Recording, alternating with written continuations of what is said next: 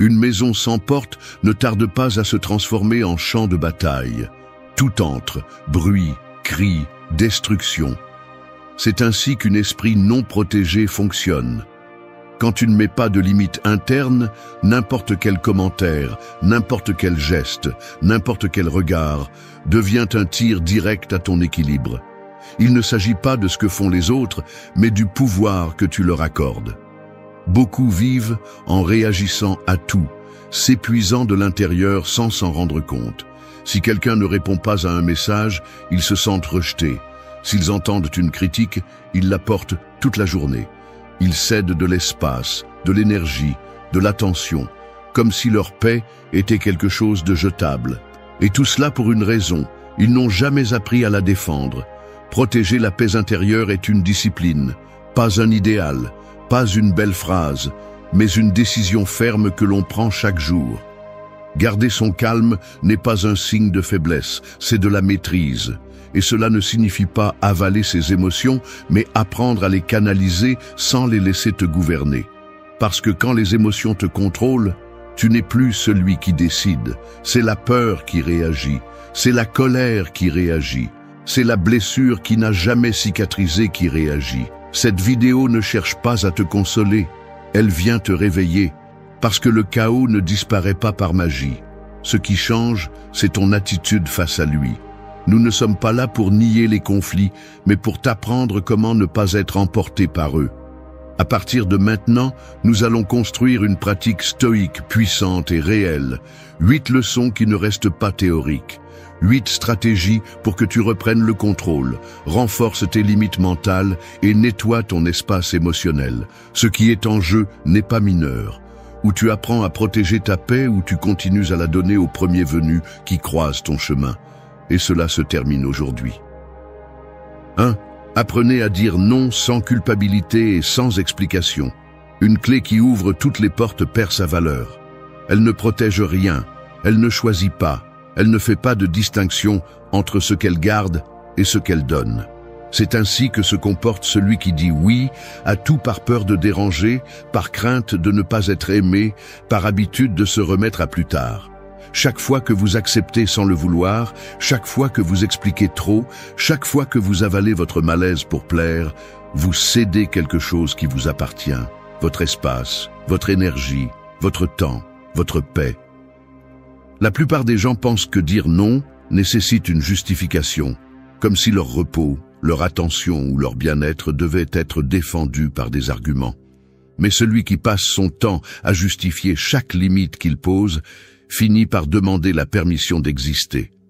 Et il ne s'agit pas d'être dur ou de se fermer au monde, mais de retrouver la dignité de votre propre jugement. Parce que si vous ne mettez pas de l'ordre, le monde entre et désordonne. Si vous ne décidez pas à quoi vous vous consacrez, vous finissez par vous consacrer à tout ce qui arrive avec assez de force. Dire non sans culpabilité n'est pas de l'égoïsme. C'est du respect pour soi-même. C'est reconnaître que votre énergie est finie, que votre santé mentale a une limite, que votre paix n'est pas à vendre. Le stoïcisme n'enseigne pas à vivre en complaisance, il enseigne à vivre avec intention. Marc Aurèle parlait d'agir conformément à sa propre nature, non pas conformément à l'approbation des autres. Sénèque mettait en garde contre l'usure de celui qui essaie de plaire à tout le monde. Parce que ce n'est pas de la générosité, c'est de l'auto-abandon déguisé en bonté. Beaucoup se sentent coupables de refuser quelque chose parce qu'ils confondent l'amour avec la soumission, l'empathie avec le sacrifice constant. Mais le véritable amour commence par ne pas se trahir. Et si quelqu'un se sent offensé parce que vous prenez soin de votre bien-être, ce n'est pas de l'amour qu'il attend de vous, c'est du contrôle. Apprendre à dire non, c'est rompre cette chaîne. C'est arrêter de justifier votre présence, vos décisions, vos limites. C'est regarder dans les yeux sans baisser la voix, sans embellir, sans vous excuser de vivre avec fermeté. Vous n'avez pas besoin d'explications éternelles. Un non clair suffit lorsque votre vie a une direction. Si chaque fois que vous fixez une limite, vous avez l'impression de devoir faire un discours, c'est parce que vous ne croyez pas encore que vous avez le droit de vous protéger. Et oui, au début, ça fait mal. ça dérange. Parfois ça vous laisse même seul. Mais cette solitude est beaucoup plus saine que la compagnie qui exige votre reddition comme prix. Dire non sans culpabilité est aussi une façon de filtrer votre environnement. Celui qui s'éloigne parce que vous ne pouvez plus tout lui donner n'a jamais été là pour vous, mais pour ce que vous offriez. Cette purge, bien qu'elle fasse mal, nettoie votre vie. Parce que les bonnes personnes n'ont pas besoin que vous vous expliquiez pour vous respecter. Elles comprennent votre silence, acceptent votre absence, reconnaissent votre limite comme un signe d'intégrité. Celui qui n'apprend pas à dire non vit épuisé. Il se vide quotidiennement à l'intérieur tout en feignant la force à l'extérieur. Celui qui apprend, en revanche, commence à se reconstruire. Il récupère du temps, de la clarté, de l'identité. Parce que derrière chaque oui automatique que vous donniez auparavant, se cachait un non à vous-même. Et ça, c'est fini. Aujourd'hui commence l'entraînement. Et la première leçon est simple. Si votre paix intérieure vous importe, vous devrez la défendre. Et cela implique de décevoir certains.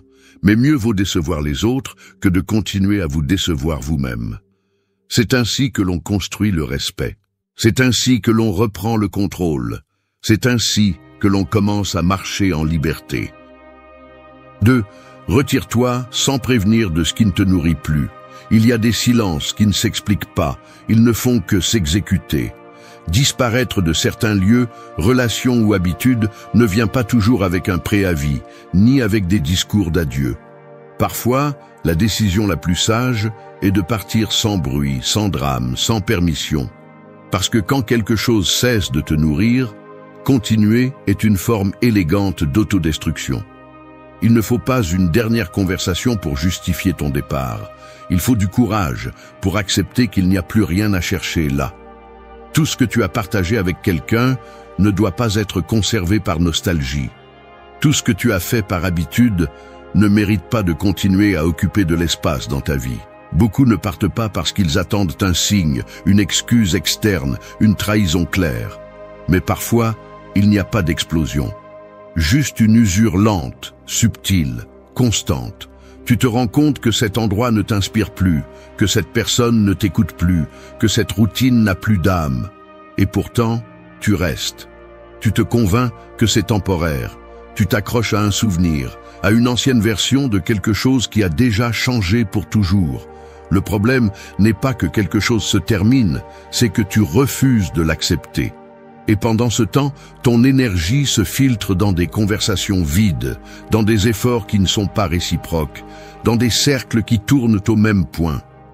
Ta paix intérieure commence à se détériorer, non pas à cause de quelque chose de grand, mais à cause de l'accumulation. Le corps se fatigue, l'esprit se brouille, le cœur devient indifférent. Et le plus dangereux de tout, tu t'y habitues.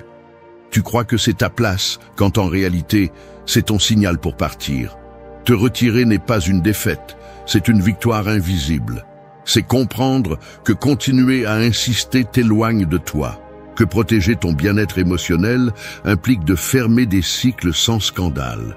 Le stoïcisme ne défend pas l'attachement, il défend la clarté. Zénon ne parlait pas de rester là où l'on souffre sans raison, mais de se déplacer avec dignité. Marc Aurèle écrivait sur la transitoire de tout, y compris de nos propres émotions. Rester dans ce qui ne te fait plus grandir va à l'encontre de cette sagesse. Et non, tout le monde ne comprendra pas ton silence. Certains le prendront comme une trahison, comme une froideur, comme un manque d'engagement. Mais c'est leur interprétation, pas ta réalité. Tu sais ce que tu as vécu, ce que tu as donné, ce que tu as toléré. Tu n'es pas obligé de t'expliquer à ceux qui ne t'écoutent que lorsque tu parles leur langue. Le véritable respect commence lorsque tu choisis ta paix sur le besoin d'être compris. Retire-toi sans regarder en arrière. Non pas pour punir quelqu'un, mais pour guérir ce qui ne guérissait pas pendant que tu étais là. Il y a des portes qui ne s'ouvrent que lorsque tu oses les fermer de l'intérieur. Il y a de nouvelles opportunités qui n'arrivent que lorsque tu libères l'espace occupé par les anciennes. Et oui, ça peut faire mal. Le détachement n'est pas toujours romantique. Parfois, il vient avec de la culpabilité, du doute, des moments de solitude profonde. Mais tout cela fait partie du prix à payer pour vivre avec vérité. Si quelque chose ne te nourrit plus, tu n'as pas besoin de rester pour le vérifier pour la 10e fois. Tu ne devrais pas non plus attendre qu'il devienne toxique pour avoir la permission de partir. Le point de rupture n'est pas toujours visible, mais tu le sens, tu le sais. Tu ne veux juste pas l'accepter. Et repousser l'inévitable ne fait que retarder ton processus de reconstruction. Tu n'es pas né pour soutenir ce qui s'effondre tout seul. Tu n'es pas venu pour servir d'ancre à des bateaux qui se sont déjà éloignés. Ton énergie n'est pas faite pour alimenter ce qui ne répond plus. 3. Filtre ton environnement avec intelligence émotionnelle. Tout ce qui brille n'est pas or, ni tout ce qui t'entoure mérite de rester. Une rivière ne coule pas en traînant des déchets indéfiniment. S'il n'y a pas de filtre, l'eau se contamine. Il en va de même pour toi. Si tu ne filtres pas ton environnement, ton esprit se remplit de pensées étrangères, d'émotions empruntées et de conflits qui n'ont jamais été les tiens. Et sans t'en rendre compte, tu commences à vivre en fonction du bruit que les autres génèrent. Tu perds ton centre en essayant de t'intégrer, d'être accepté, de maintenir des liens qui n'existent que parce que tu as oublié de lâcher prise. Filtrer n'est pas rejeter le monde, c'est protéger ton équilibre. C'est comprendre que tout le monde ne peut pas t'accompagner là où tu vas, que toute conversation n'est pas constructive, que toute compagnie ne console pas. Beaucoup confondent proximité avec valeur. Ils pensent que parce que quelqu'un est présent, il mérite d'avoir une influence sur ta vie. Mais la proximité sans conscience n'ouvre que des portes à l'invasion émotionnelle. Et celui qui ne sait pas filtrer vit en portant ce qui ne lui appartient pas, frustrations étrangères, critiques déguisées en conseils, drames recyclés qui se répètent comme si tu étais responsable de les résoudre.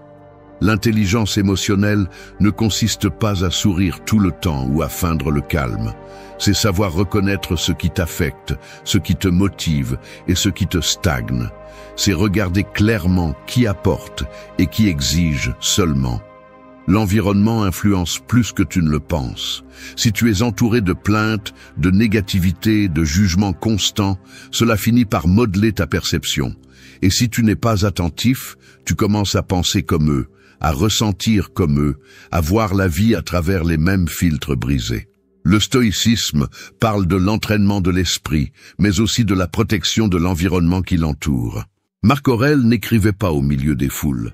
Sénèque ne cherchait pas la validation à chaque phrase. Tous deux savaient que l'environnement sans critères peut devenir un ennemi silencieux.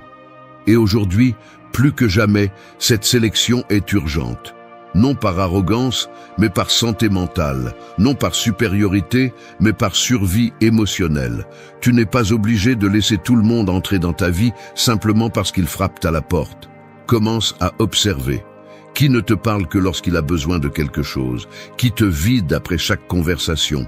Qui t'interrompt lorsque tu veux grandir? Qui se moque lorsque tu fixes une limite? Ce n'est pas un hasard, ce sont des signes, et chacun d'eux te montre par où ton énergie s'échappe. Celui qui ne t'écoute pas quand tu parles sérieusement ne mérite pas ton silence quand tu te tais par respect. Celui qui exige une disponibilité constante ne comprend pas ce que signifie la réciprocité. Filtrer, c'est aussi apprendre à dire non, à lâcher des relations basées sur le passé et non sur le présent. C'est accepter que certains liens ne sont pas morts, ils ont simplement cessé d'avoir un sens. Et tu n'as pas besoin de détester quelqu'un pour arrêter de l'avoir près de toi. Il suffit de reconnaître que le cycle est terminé, que ta croissance dérange, que ta nouvelle façon de penser ne correspond plus à leurs besoins de conflit. Et c'est bien, tu n'es pas obligé de reculer pour maintenir la paix. Il ne s'agit pas non plus de vivre isolé, il s'agit de choisir avec qui tu partages ton temps, tes idées, ta vulnérabilité. Parce que si tout le monde a accès à toi, ta valeur se dilue. Apprends à discerner. Tout le monde ne mérite pas ton énergie. Certains sont là juste pour interrompre ton processus. D'autres, pour te rappeler à quel niveau tu étais quand tu ne te connaissais pas bien. La vie se transforme lorsque tu choisis ton environnement avec conscience. Non par confort, mais par respect pour ce que tu construis en toi. Protéger ta paix, c'est aussi nettoyer ton environnement. 4. Arrête de réagir à tout ce qui cherche à te provoquer. Le feu ne s'éteint pas en y versant de l'essence. Et pourtant, c'est ce que tu fais chaque fois que tu réponds à une provocation. Chaque fois que tu te laisses entraîner par une critique inutile, un commentaire malveillant, un regard chargé de jugement, tu deviens du combustible pour le jeu des autres. Et le pire, c'est que tu le fais en croyant que tu défends ta vérité, alors qu'en réalité, tu perds le contrôle que tu as tant de mal à construire. Réagir impulsivement, c'est donner à quelqu'un d'autre le pouvoir de décider comment tu te sens et comment tu agis.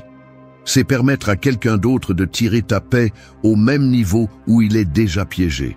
Tout ne mérite pas une réponse, tout ne nécessite pas une défense, toute provocation n'est pas un appel à la guerre. Il y a ceux qui cherchent simplement à projeter leur chaos parce qu'ils ne savent pas comment gérer leur vide. Des gens qui ne supportent pas de voir le calme chez les autres parce qu'en eux-mêmes, il n'y a que du bruit. Alors ils lancent leurs flèches, tendent l'atmosphère, cherchent le point exact où ça fait mal. Et si tu n'es pas éveillé, tu tombes. Tu leur donnes exactement ce qu'ils cherchent, ta réaction. Et avec ça, ils gagnent du pouvoir sur toi. Non pas parce qu'ils sont plus forts, mais parce que tu as décidé d'abandonner ton centre. La maîtrise de soi émotionnelle ne se construit pas en évitant le conflit, mais en décidant consciemment ce qui mérite ton énergie. Parce que chaque bataille que tu choisis de mener a un prix. Et certaines ne valent pas le premier mot. Le stoïcisme enseigne que ce n'est pas ce qui se passe qui t'affecte, mais ton interprétation. Marc Aurèle disait que si quelque chose d'extérieur te provoque, le véritable dommage ne vient pas du fait lui-même, mais du jugement que tu portes sur lui. Et si ton jugement est faible, toute offense te secoue. Mais si ton jugement est ferme, rien ne te bouge sans ton permission. Il y a des moments où le véritable pouvoir réside dans le fait de ne pas répondre, de regarder avec sérénité celui qui crie, de garder le silence quand on s'attend à ce que tu exploses, de rester immobile quand on cherche à te faire vaciller, non pas par soumission, mais par stratégie, non pas par faiblesse, mais par sagesse. Parce que parfois, ignorer est la façon la plus percutante de montrer que personne n'a accès à ton équilibre sans ton consentement. Celui qui réagit à tout s'épuise. Celui qui choisit quand et comment répondre conserve sa force. Le problème, c'est qu'on t'a appris que ne pas répondre, c'est perdre. Que si tu ne te défends pas, tu passes pour faible. Que le silence est lâcheté. Mais cela ne s'applique que lorsque ton identité est basée sur la validation externe. Lorsque tu vis en fonction de ce que pensent les autres, le moindre geste de quelqu'un d'autre devient une menace, et cela te rend fragile. Mais lorsque tu vis avec clarté, tu sais que tu n'as rien à prouver. Ta paix parle pour toi. Ton attitude parle pour toi. Ton indifférence, bien dirigée, peut être plus percutante que 1000 mots. Il ne s'agit pas de devenir une pierre, mais de savoir distinguer ce qui mérite d'être traité de ce qui cherche simplement à t'entraîner. Tu n'es pas obligé de te justifier face à chaque critique, ni de t'engager dans des discussions qui cherchent simplement à t'épuiser. Chaque fois que tu choisis de ne pas répondre, tu affirmes ton pouvoir. Tu dis « Tu ne me contrôles pas, tu ne me définis pas, tu ne mérites pas ma réaction ». Le calme dans un monde qui vit en réagissant est une forme de rébellion. C'est une déclaration d'autonomie. Et cela s'entraîne. Cela se travaille au quotidien.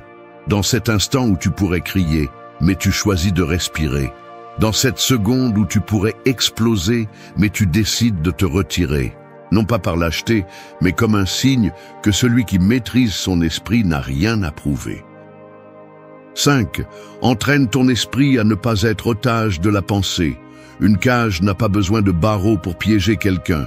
Parfois, une idée répétée 1000 fois suffit, une croyance mal apprise, une histoire interne que personne ne remet en question. Et lorsque l'esprit n'a pas été entraîné, il devient cela, une prison invisible qui t'accompagne partout. Parce que tu n'as pas besoin d'ennemis externes si tu as déjà des pensées qui te sabotent de l'intérieur. Il n'y a pas de paix possible lorsque ta tête est un champ de bataille constant. Il n'y a pas de calme si tu vis pris dans des boucles mentales qui répètent la même chose sans te donner de réponse, seulement de l'anxiété. La plupart des gens ne s'en rendent pas compte, mais ils sont pris en otage par leur propre dialogue intérieur. Non pas à cause de ce qui se passe, mais à cause de ce qu'ils se racontent à eux-mêmes sur ce qui se passe. L'esprit non entraîné invente des drames, exagère les problèmes, revit les scènes encore et encore. Une dispute de 5 minutes devient un film de 2 jours. Une erreur du passé devient un argument pour se détruire pendant des semaines. La peur, la culpabilité, le doute ne viennent pas du monde, ils viennent de la pensée incontrôlée. Et si tu ne prends pas le contrôle, ces pensées commencent à définir ta réalité.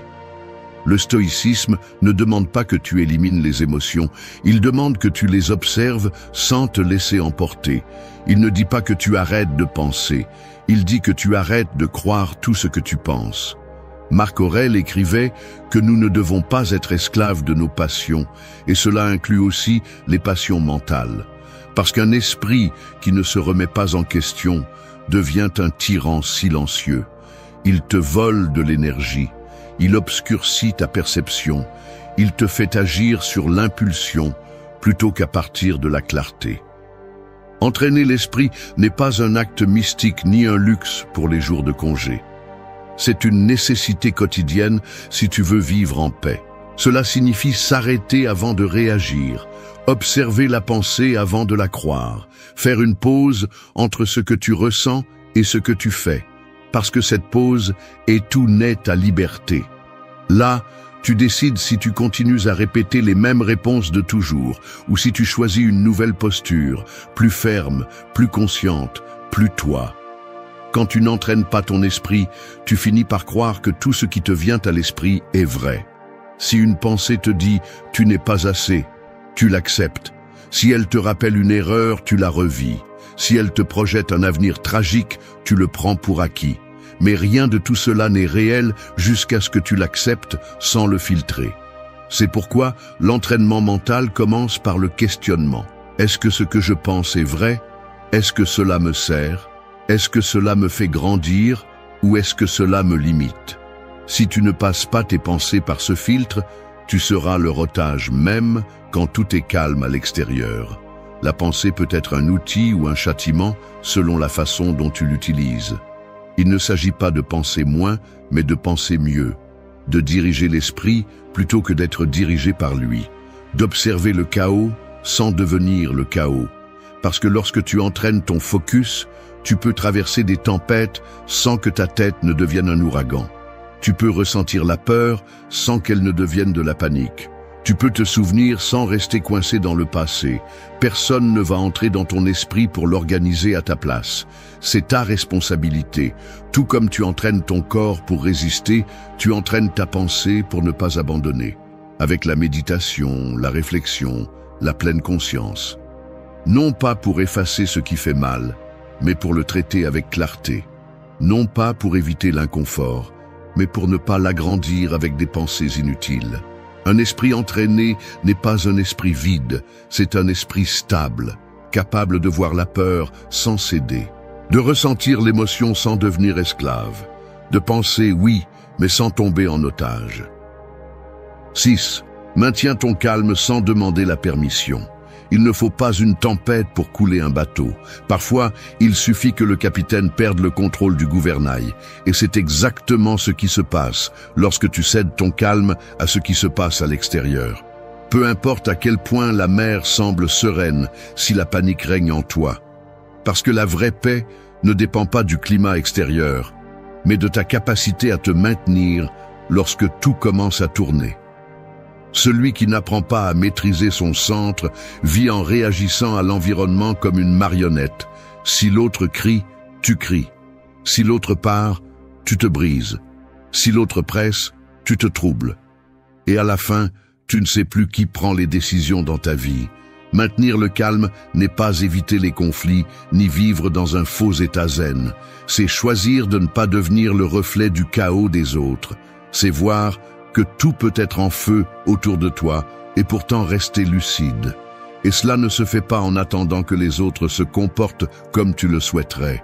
Cela se fait lorsque tu arrêtes de demander la permission d'être en paix, lorsque tu n'as plus besoin que le monde soit en ordre pour te sentir entier. Lorsque tu comprends que ton calme ne dépend pas de l'extérieur, mais du muscle intérieur que tu as appris à renforcer avec les années, les coups, les décisions difficiles. Le problème est que beaucoup pensent que rester calme est synonyme d'abandon, que si tu ne cries pas, tu perds, que si tu ne discutes pas, tu te soumets, que si tu n'entres pas dans le feu, tu évites. Mais ce n'est pas le cas. Garder son calme est une façon de répondre depuis le contrôle, pas depuis la soumission. Tu ne choisis pas le silence parce que tu n'as pas de voix, mais parce que tu sais que tout ne mérite pas une réponse. Tu ne recules pas par peur, mais parce que tu comprends que ton énergie ne doit pas être dépensée à prouver quoi que ce soit. Le stoïcisme l'exprime clairement. Ta paix est ta responsabilité. Marc Aurèle disait que si quelque chose te perturbe, ce n'est pas la chose en soi, mais l'opinion que tu as d'elle. Et si cette opinion n'est pas remise en question, tu finis esclave de tes réactions. Maintenir le calme est donc un exercice d'intelligence. Cela signifie avoir la force de ne pas céder à chaque impulsion, la vision de ne pas répondre au premier coup émotionnel, et la fermeté pour marcher au milieu du bruit sans laisser le bruit marcher avec toi. Tu n'as pas besoin d'expliquer à personne pourquoi tu n'as pas explosé, pourquoi tu ne t'es pas impliqué, pourquoi tu n'as pas suivi le jeu. Celui qui s'attend à te voir brûler quand tout est tendu ne cherche pas à comprendre, il attend un spectacle. Ta sérénité dérange ceux qui ne savent pas être en paix. Ils sont déconcertés, parce qu'ils dépendent de l'environnement pour se sentir en contrôle. Mais tu n'es plus à cet endroit. Tu as appris à observer sans réagir, à prendre du recul sans te sentir coupable, à agir en conscience sans avoir à te justifier. Et non, tu n'y arriveras pas toujours. Il y a des jours où tout te touche plus profondément, des jours où il est plus difficile de respirer profondément, où le corps se tend, où l'esprit veut répondre comme avant, mais c'est là que commence le vrai travail. Pas dans la facilité, mais dans la réalité. Dans ces moments où tu pourrais crier, mais tu choisis de te taire, où tu pourrais attaquer, mais tu choisis d'attendre, parce que c'est là que se mesure la force. Pas quand tout est calme, mais quand tu es le calme. Maintenir ta paix n'est pas une stratégie pour plaire, c'est une affirmation de pouvoir personnel. Il ne s'agit pas de nier ce que tu ressens, mais de ne pas laisser tes émotions prendre le volant. Il ne s'agit pas d'être intouchable, mais de savoir quand agir et quand observer. Et cela, bien que beaucoup ne le comprennent pas, est ce qui te sépare du chaos. Le calme n'est pas un privilège. 7. Protège ton énergie comme si elle était sacrée. Un téléphone peut avoir la meilleure technologie, mais sans batterie, il ne sert à rien. Ton corps est pareil, ton esprit aussi. Ton énergie est cette ressource invisible qui détermine comment tu vis, comment tu réagis, ce que tu tolères et même quels rêves tu peux construire. Et pourtant, beaucoup la donnent comme si elle était infinie. Ils se lèvent épuisés et pourtant offrent le peu qu'ils ont à des personnes qui ne savent qu'exiger, à des activités qui ne comblent pas, à des environnements qui polluent, comme si leur vitalité n'avait pas de valeur, comme si l'épuisement émotionnel faisait partie du prix à payer pour être accepté. Mais celui qui ne protège pas son énergie se perd, pas d'un coup, mais petit à petit. Il cède d'abord son temps, puis sa voix, ensuite sa clarté. Et un jour, il se réveille sans motivation, sans enthousiasme, sans force. Non pas parce qu'il n'a pas la capacité, mais parce qu'il a oublié quelque chose d'essentiel. Tout ne mérite pas d'avoir accès à ce qui te recharge. Tout ne mérite pas de présence, d'attention, d'espace. Il y a des personnes qui n'ajoutent rien, elles absorbent seulement. Il y a des habitudes qui n'apaisent pas, elles anesthésient seulement. Et il y a des routines qui semblent nécessaires, mais en réalité, elles ne font que t'éloigner de toi. Le stoïcisme ne parle pas seulement de pensée, il parle aussi d'action sage, de gérer ce que tu as pour que tu ne vives pas vidé émotionnellement. Marc Aurèle insistait sur le fait que l'essentiel est peu de choses. Et parmi ces quelque chose, l'énergie que tu as chaque jour est l'une des plus sacrées. Tu ne peux pas vivre en paix si tous les jours tu t'entoures de ce qui te vole ta paix. Tu ne peux pas avancer si tous les jours tu donnes ta force à ce qui ne fait que t'ancre. C'est simple, mais pas facile.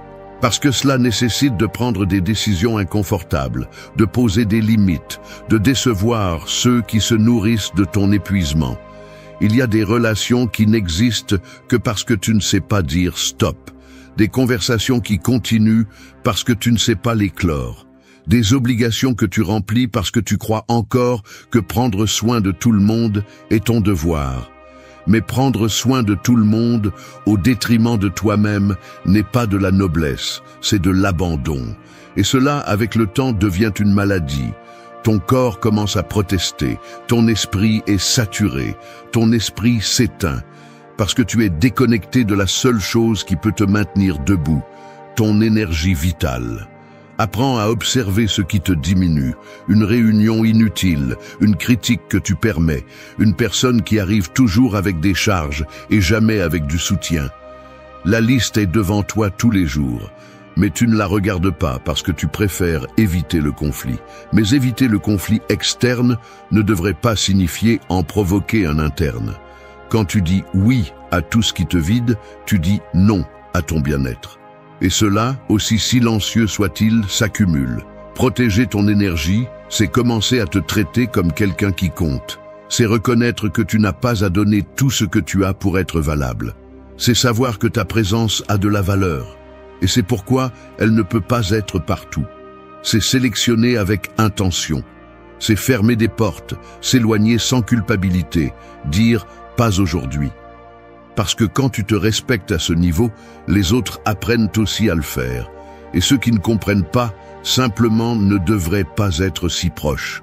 Ton énergie ne se récupère pas seulement en dormant. Elle se récupère avec des décisions, avec de la clarté, avec des limites. Et quand tu apprends à la traiter comme quelque chose de sacré, tout change. Non pas parce que le monde est différent, mais parce que tu ne te donnes plus à n'importe quoi. Et c'est ce qui fait la différence entre quelqu'un qui survit à la journée et quelqu'un qui l'habite avec force, direction et pouvoir intérieur décidera de ce qu'il fera à l'avenir. 8. Construis la paix intérieure au milieu du chaos.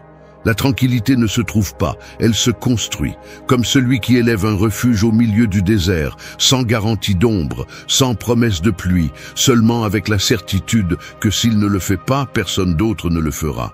Parce que la vie n'attend pas que tout soit en ordre pour te donner un répit. Elle ne va pas cesser de bouger, d'exiger, de te tester.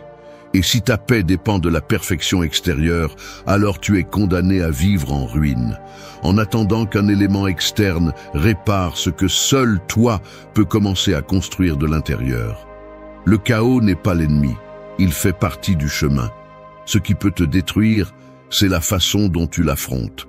Certains réagissent avec des plaintes, de la colère, de la fuite.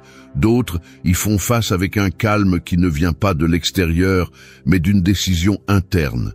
Parce que la paix intérieure n'est pas un silence absolu. C'est savoir garder la clarté même lorsque le monde crie. C'est avoir des racines si profondes que même le vent le plus fort ne peut t'arracher. C'est te soutenir quand il ne reste plus d'excuses, quand tout semble instable, quand personne d'autre ne le ferait pour toi. Le stoïcisme ne promettait pas une vie sans problème. Il promettait un esprit capable de les traverser sans s'effondrer. Épictète le disait fermement. Ne choisis pas ce qui t'arrive, choisis comment tu réponds. Et construire cette réponse nécessite de la pratique. Tu ne te réveilleras pas un jour en étant imperturbable. Mais tu peux commencer à reconnaître quand tu te laisses emporter par ce que tu ne contrôles pas. Quand tu laisses l'extérieur avoir plus de pouvoir qu'il ne le devrait. La paix intérieure ne se construit pas en fuyant le bruit, mais en apprenant à ne pas l'absorber.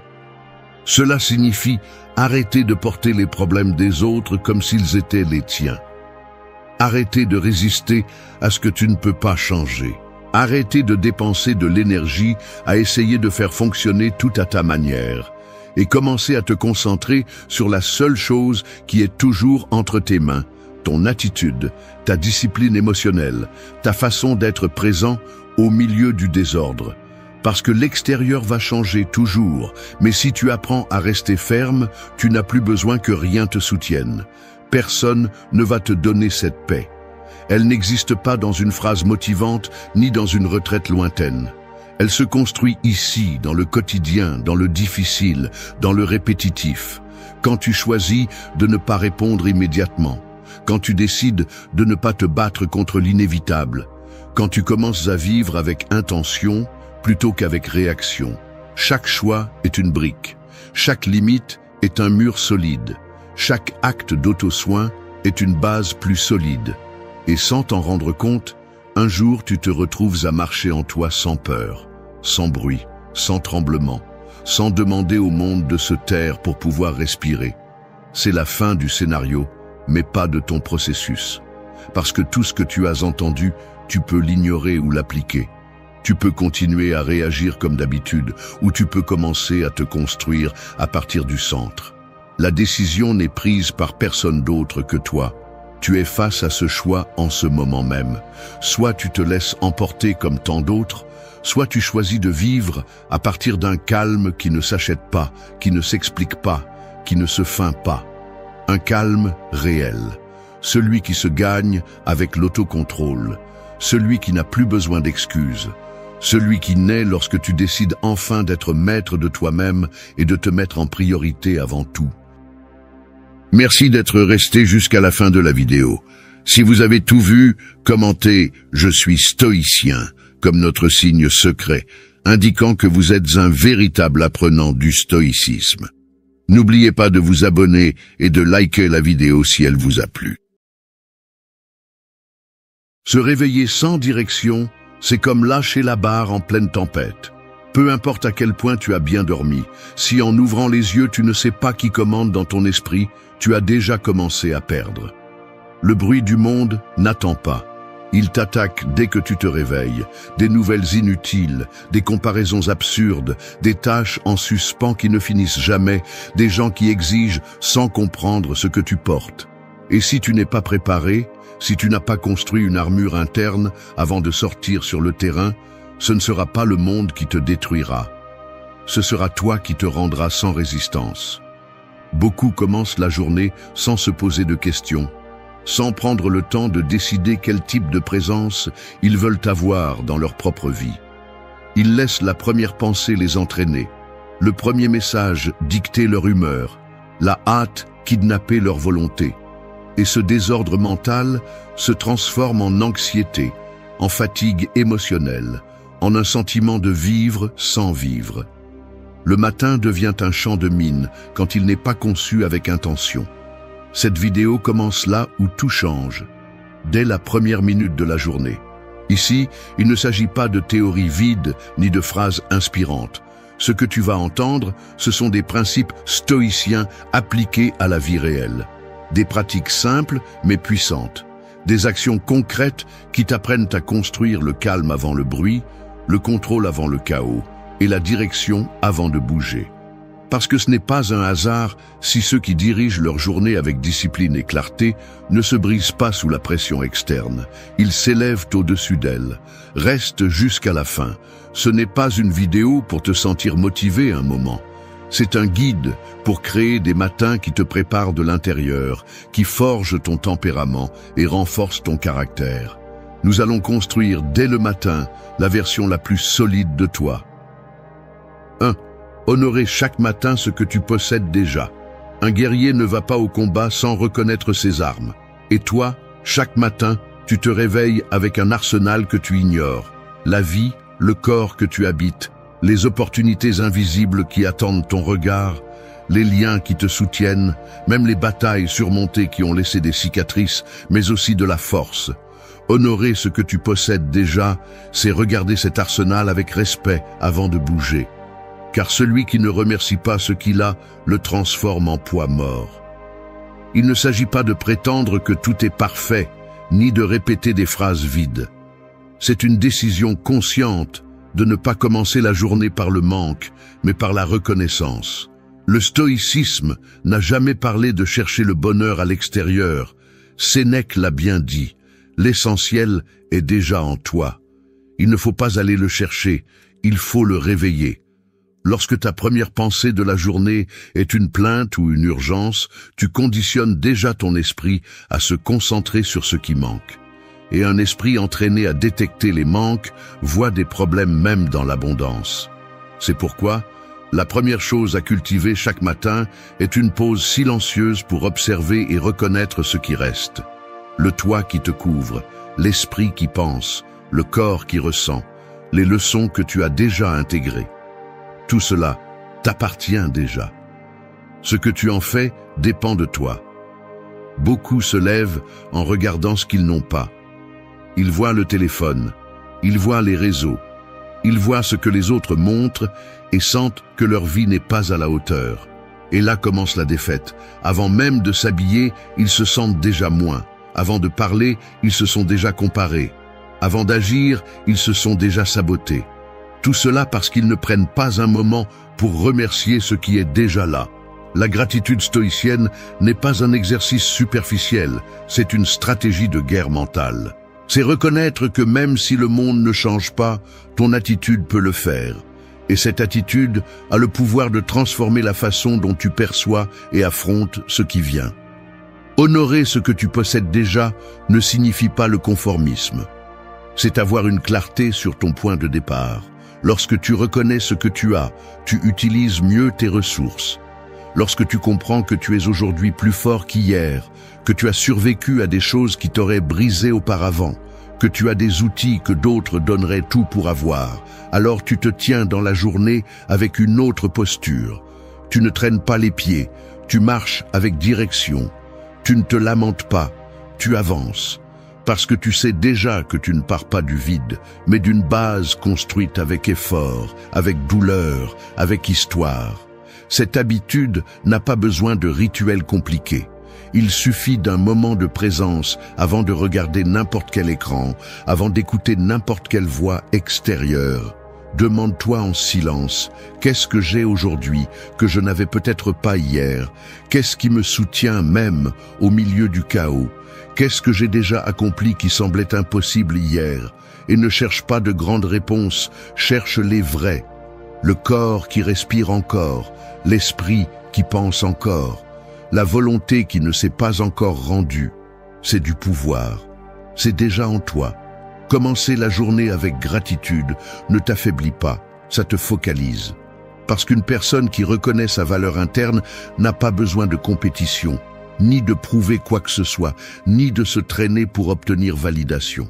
Et lorsque le monde essaiera de te pousser vers l'anxiété ou la plainte, tu te souviendras de ton centre. Tu te souviendras que le véritable luxe n'est pas ce que tu as à l'extérieur, mais ce que tu sais maintenir à l'intérieur. 2. Tracez le cours de la journée avant de vous lever. Il y a des décisions qui se prennent debout, mais les plus importantes se forgent avant de bouger un seul muscle. La journée ne commence pas lorsque vous ouvrez les yeux, mais lorsque vous décidez qui va diriger vos actions. Ce choix silencieux que beaucoup ignorent par habitude ou précipitation est celui qui sépare ceux qui dirigent leur journée de ceux qui sont entraînés par elle. Se réveiller n'est pas suffisant. Ce qui change le cours des choses, c'est de se réveiller avec intention. Le chaos extérieur n'attend pas votre préparation. Dès que vous sortez du lit, le monde va essayer de vous remplir d'exigences, d'interruptions, de tâches en attente, de stimuli. Si vous n'avez pas tracé votre direction, tout l'extérieur occupera cet espace vide. Et c'est exactement ce qui fait que des milliers de personnes vivent en mode automatique, réactive, à la dérive. Il ne s'agit pas d'écrire un plan détaillé, ni de poursuivre la productivité comme si c'était une médaille. Il s'agit de ne pas donner votre énergie au premier bruit qui apparaît. De ne pas vous livrer automatiquement à ce que les autres attendent de vous sans vous être d'abord demandé « Que veux-je soutenir fermement aujourd'hui ?» Le stoïcien anticipe. Marc Aurèle ne commençait pas la journée sans préparer son esprit aux difficultés, aux égaux qu'il rencontrerait, à la fatigue qui arriverait. Non pas par paranoïa, mais par clarté. Parce que si vous savez déjà que quelque chose peut arriver, cela ne vous prend pas par surprise et ne vous emporte pas. C'est ce qu'on appelle la prévoyance. Et la prévoyance est une forme de pouvoir. Choisir votre approche avant de vous lever est comme ajuster la boussole avant de commencer à marcher. Le chemin peut changer, mais vous savez déjà où vous ne voulez pas aller. Certaines personnes se réveillent et se précipitent directement vers le téléphone, le courrier, les tâches en attente. Ils le font avec de bonnes intentions, mais sans conscience. L'urgent remplace l'important. L'immédiat annule le profond. Et il devient facile d'oublier ce qui a vraiment besoin de votre attention. Votre état mental, votre énergie émotionnelle, votre volonté. Tout cela a besoin de direction, pas seulement de mouvement. Parce que bouger sans direction n'est que de l'agitation, pas du progrès. Tracer le cours de la journée, c'est s'arrêter, même quelques secondes, pour se rappeler qui vous êtes. Quelle valeur voulez-vous soutenir? Quelle faiblesse allez-vous défier? Quelle limite allez-vous protéger? Vous pouvez le répéter dans votre esprit, vous pouvez l'écrire, vous pouvez simplement le visualiser. L'important est de ne pas vous livrer à la journée sans avoir choisi votre attitude. Si vous ne le faites pas, quelqu'un d'autre le fera pour vous, et ils ne le feront presque jamais avec vos intérêts à l'esprit. Une personne qui prend cette décision à l'aube n'est pas quelqu'un qui est contrôlé par l'environnement. C'est quelqu'un qui prend des décisions même sous pression, qui ne perd pas de temps avec l'inutile, qui sait quand s'arrêter et quand agir. Cette clarté qui semble invisible est celle qui fait la différence entre une journée gaspillée et une journée pleine de sens, entre quelqu'un qui réagit à partir de la fatigue et quelqu'un qui répond à partir du caractère. Chaque matin est une occasion de construire du caractère, mais il ne se construit pas à mi-journée, il se construit dans les premières minutes, quand tout est silencieux, quand rien ne vous demande encore. C'est là que la racine est plantée, c'est là que se forme la posture interne avec laquelle vous allez affronter tout ce qui vient ensuite. Et si ce moment est respecté, si cette intention est établie, le reste de la journée cesse d'être un champ de bataille et devient un terrain fertile. 3. Activez le corps pour allumer l'esprit. L'esprit est comme une torche éteinte dans une grotte, plein de potentiel, mais inutile s'il n'est pas allumé. Et le feu qui le réveille ne naît pas de la pensée, mais du mouvement. Le corps est cette étincelle qui active tout. Lorsqu'il est endormi, lourd, lent, il entraîne également la clarté, la concentration et la volonté. Mais quand il se met en mouvement, quelque chose change. Non seulement le sang circule, mais aussi l'énergie, la motivation et le contrôle. Celui qui bouge son corps tôt ne le fait pas seulement pour être en forme. Il le fait parce qu'il a compris que l'état physique est la base de l'état mental. Beaucoup sous-estiment cela. Ils pensent qu'il suffit de se lever et de marcher jusqu'à la salle de bain, que bouger un peu entre les tâches compte comme activation. Mais ce n'est pas de cela qu'il s'agit. Il ne s'agit pas de respecter une routine, mais de préparer le terrain intérieur à partir de l'effort. Le corps a besoin d'efforts pour se réveiller de la léthargie, pour oxygéner la pensée, pour produire cette tension positive qui active la volonté. Et il n'est pas nécessaire de s'entraîner comme un athlète, il suffit de s'engager dans le mouvement. Quelques minutes d'exercice, une promenade consciente, des étirements en silence. N'importe quoi qui te rappelle que tu as un corps qui répond, qui est vivant, qui est ton outil pour affronter ce qui vient. Le stoïcisme n'ignore pas le corps. Au contraire, il l'honore. Épictète parlait de l'entraîner non seulement pour la résistance physique, mais pour forger la discipline. La douleur, l'inconfort, la fatigue ne sont pas des ennemis du stoïque, ils sont ses alliés. Ce sont eux qui lui apprennent à maintenir le caractère même lorsque le corps tremble, parce que chaque goutte de sueur, chaque muscle tendu, chaque respiration haletante est un acte de réaffirmation. Je suis ici, je bouge, je me renforce. Et ce message est également reçu par l'esprit. Il se sent capable, il se sent vivant, il se sent ferme. Celui qui bouge au réveil a plus de contrôle sur ses pensées. On le voit dans l'attitude, dans la réponse au stress, dans la façon de parler, même dans l'énergie qu'il projette. Parce que le corps influence directement la façon dont tu interprètes ce qui t'arrive. Une posture ferme change ta perspective. Un cœur accéléré par l'exercice peut réduire l'anxiété qui t'attaquerait ensuite avec force. Et le plus important, cette action matinale te prouve à toi-même que tu peux faire quelque chose de difficile avant que le monde ne te le demande. Il ne s'agit pas de devenir esclave de la performance physique, Il s'agit d'utiliser le corps comme un outil de réveil. Parce que lorsque tu l'utilises, lorsque tu le bouges avec intention, l'esprit s'aligne, le bruit diminue, les idées se mettent en ordre, les émotions perdent leur intensité. Ce qui semblait urgent se met à sa place, ce qui semblait lourd devient gérable. C'est un effet domino interne. Tu bouges le corps, tu nettoies l'esprit, tu actives la respiration, tu régules l'émotion. Tu fais face à la fatigue, tu renforces ton caractère. Cette habitude n'est pas négociable, parce que celui qui commence la journée sans activer son corps, la commence dans la passivité. Et la passivité est un terrain fertile pour le doute, l'apathie et le désordre. En revanche, lorsque tu prends le contrôle physique dès le matin, tu envoies un message au reste de toi. Nous allons agir, nous allons nous soutenir, nous allons résister. Même si la journée est difficile, même si des coups arrivent, même si c'est dur, parce que tu l'as déjà prouvé en commençant. Bouger le corps n'est pas seulement une question de santé, c'est une déclaration. C'est le moment où tu te dis « Je ne suis pas ici pour me laisser porter. Je suis ici pour répondre avec présence, pour vivre avec force, pour penser avec clarté. » 4. Filtrez ce que votre esprit reçoit au réveil.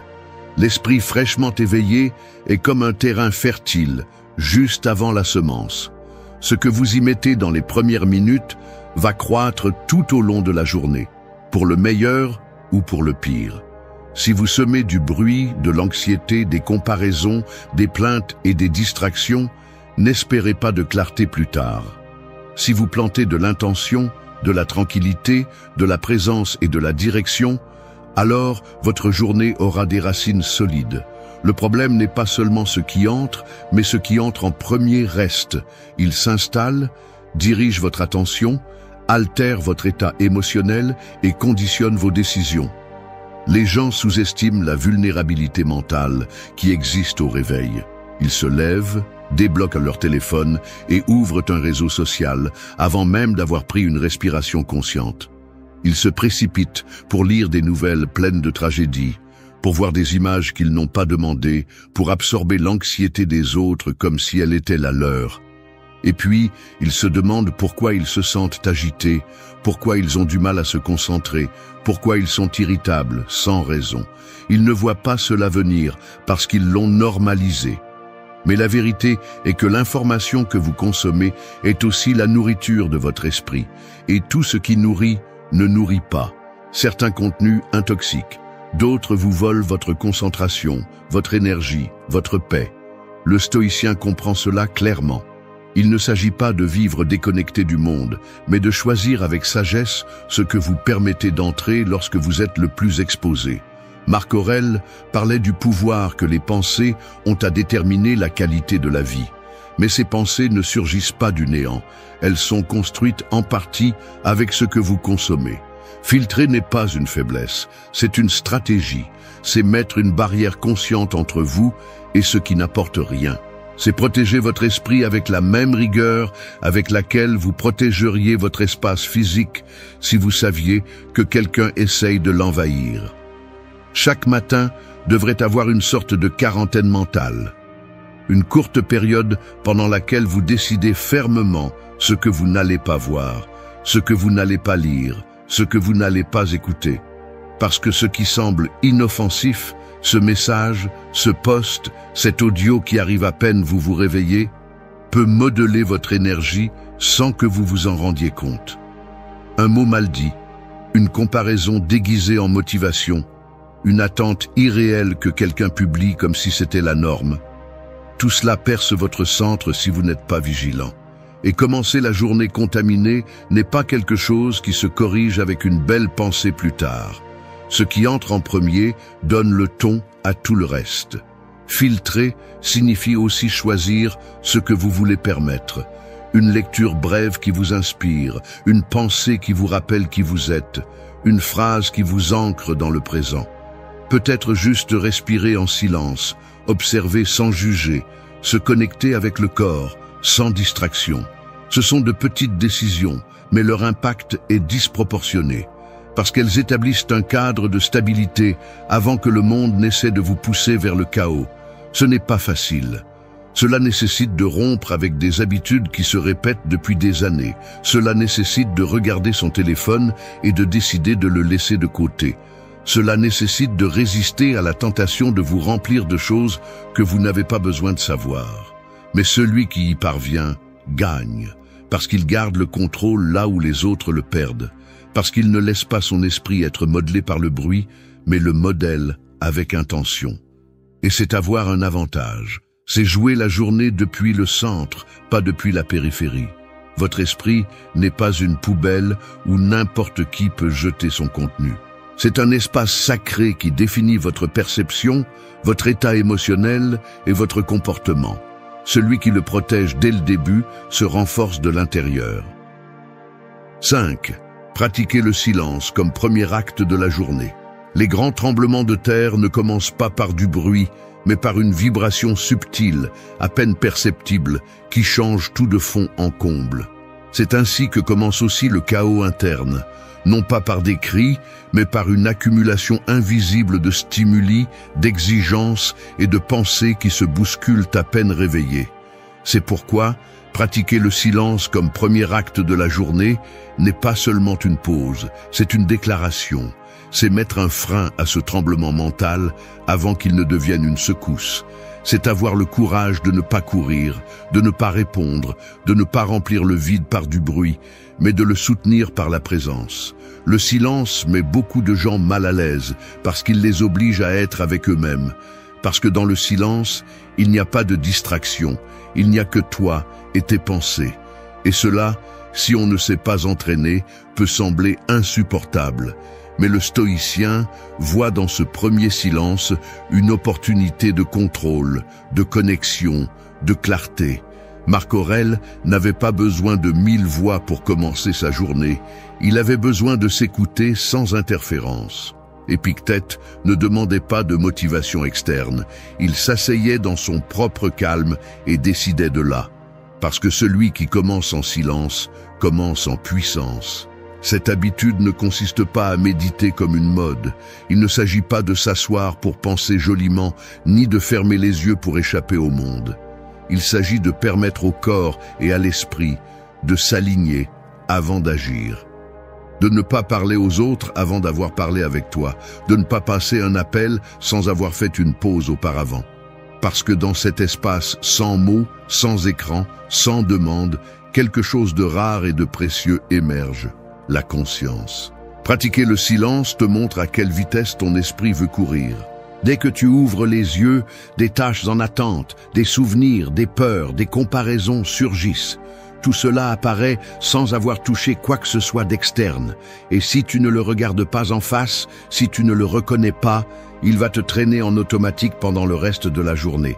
Mais si tu fais place au silence, tu le vois. Et en le voyant, il ne te domine plus. Tu peux choisir. Tu peux séparer le réel de l'imaginaire, l'important de l'urgent, ce dont tu as besoin de ce qui n'occupe que de l'espace. Le silence affine aussi l'écoute. Et je ne parle pas d'écouter les autres, mais de t'écouter toi. Comment te sens-tu vraiment? Quelle partie de ton corps porte de la tension? Quelle émotion se profile sans être nommée? Ces signaux qui se perdent dans le bruit se révèlent dans le silence. Et celui qui les voit se comprend. Et celui qui se comprend se dirige avec plus de clarté. Parce qu'il n'agit pas à partir de la confusion, mais à partir du centre, d'une vérité interne qui n'a pas besoin d'être expliquée, seulement respectée. De plus, le silence n'est pas seulement l'absence de son, c'est aussi une posture mentale. Ne pas répondre tout de suite, ne pas réagir au premier stimulus, ne pas dire la première chose qui vient à l'esprit. C'est une façon de freiner l'impulsion, de gagner de précieuses secondes, là où d'autres n'ont que des réactions. Et ces secondes font souvent la différence entre une erreur et une décision consciente, entre une dispute inutile et une limite bien posée, entre une journée qui déborde et une journée qui se tient. Cette habitude n'a pas besoin d'une heure, elle a juste besoin d'intention. Cela peut être 5 minutes assis sur le bord du lit. Cela peut être quelques pas sans musique, sans distraction. Cela peut être des respirations profondes avant toute parole. L'essentiel est que tu choisisses de commencer en silence, que tu ne te lances pas dans le monde sans t'être regardé à l'intérieur. Parce que si tu ne le fais pas, personne d'autre ne le fera pour toi. 6. Protéger son moral contre le bruit extérieur. Un mur ne se construit pas lorsqu'on lance déjà des flèches. Il se dresse avant, en prévision des attaques. Le moral fonctionne de la même manière. On ne le protège pas quand le monde crie déjà, quand les critiques arrivent, quand la hâte frappe. On le protège à l'aube, quand tout est silencieux et que tu peux encore décider comment tu veux réagir à ce qui vient. Celui qui ne protège pas son état émotionnel tôt, vit exposé, vulnérable, manipulable. N'importe quel regard le fait s'effondrer, n'importe quel mot le déstabilise, n'importe quel petit problème le transforme en tragédie. Protéger son moral ne signifie pas devenir froid ou déconnecté, cela signifie ne pas donner le contrôle aux circonstances. Parce que l'environnement, sans demander la permission, va essayer de modeler ton état interne. Tu vas voir des visages amers, tu vas entendre des plaintes, tu vas recevoir des messages chargés d'urgence ou de colère. Et si tu n'es pas solide à l'intérieur, tu vas absorber tout cela comme une éponge. Tu vas agir à partir de l'étranger, réagir à partir de l'émotion de quelqu'un d'autre, te perdre dans des dynamiques que tu n'as pas choisies. Et quand cela arrive, ce n'est plus toi qui vis ta journée. C'est le monde qui décide comment tu dois te sentir.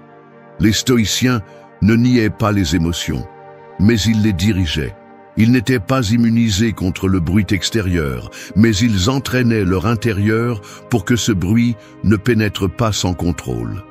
Marc Aurèle écrivait pour se rappeler à lui-même que ce qui perturbe n'est pas ce qui se passe, mais l'opinion que nous formons à ce sujet. Ce principe n'est pas une belle théorie, c'est une pratique de défense mentale. Parce que chaque matin, tu peux décider si ton état d'esprit va dépendre des autres ou va émerger de toi. La protection se construit avec conscience. Dès le premier moment, au réveil, tu dois te demander quel type d'énergie tu vas protéger. Si ton calme est négociable, on te l'enlèvera.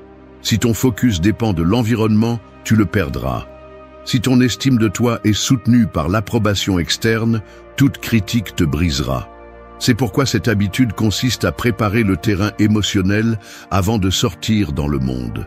Choisir quelles pensées tu vas renforcer, quelles limites tu vas maintenir, quelles intentions tu vas prioriser. Tout cela crée une barrière invisible qui n'isole pas, mais protège. Il y a des jours où l'environnement devient un champ de bataille émotionnelle. Des personnes qui arrivent avec de la frustration, des situations qui escaladent sans logique, des urgences déguisées en importance. Et si tu n'es pas préparé, tu deviens la victime de ce courant. Mais si tu as protégé ton moral dès le début, tu peux observer sans absorber. Tu peux écouter sans réagir. Tu peux être présent sans te perdre. C'est là la véritable force, non pas celle qui s'impose, mais celle qui se maintient au milieu de la tempête. Cette protection ne se réalise pas du jour au lendemain. C'est un exercice constant, une décision quotidienne. Il commence par de petites actions.